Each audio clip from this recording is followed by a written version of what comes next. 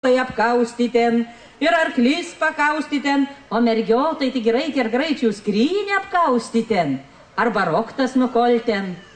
Blogai ba kolvio. Ale nelengvas kolvio darbas. Motatinoje pačioj, kolvis kaip įsikūrys, ir su dumplam, ir su visais žaizdrais.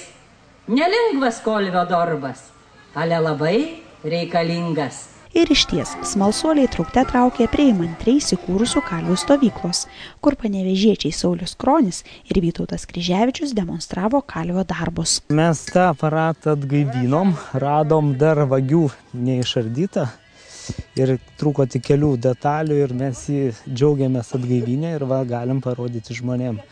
Kaip praeitam šimtmetį galėjo žmonės be elektros įpūsti žaizdrą ir kalti geležį. Reikia sukti, daryti sukimą ir įpūsti, nes kitaip ugnis užges ir ji nebedegs. Jau įkaitinta geležis iki raudonumo ir kalama. Metalas karštas yra labai plastiškas ir jį gali kaip nori padaryti.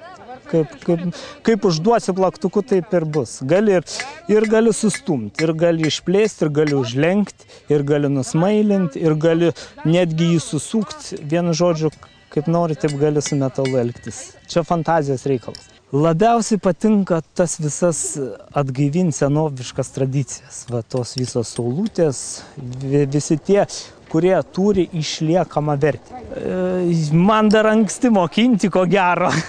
Aš dar pats labai jaunas, kaip ir žmogus, kaip ir kalvis, dar jaunesnis, tai va, aš pats mokinuosi, bet ateityje jo turiu tokių idėjų ir minčių, kad kažką tai mokinti ir tą puoselėti ir tą paveldą toliau, kaip sakyti, išlaikyti tą vertę. O jūs išmokė kas? Va, mano mokytojas Vytautas Kryževičius, garsus kalvis tikrai Lietuvoje, ir va šiemet jisai tik tai per plauką jam trūko, kad jis būtų Lietuvos kalvių kalvis. Jaunojo kalvio darbą prižiūrėjo kruopšti meistro akis. Jeigu jis nenori mokytis, tai jis niekada neišmoks ir nieko gero iš jo nebus. Ir bus sudėtinga labai mokyti. O šiais laikais ar atsiranda tų norinčių daug ar nelabai? Ne, yra kas nori, bet vienas kitas tik tai žmogus.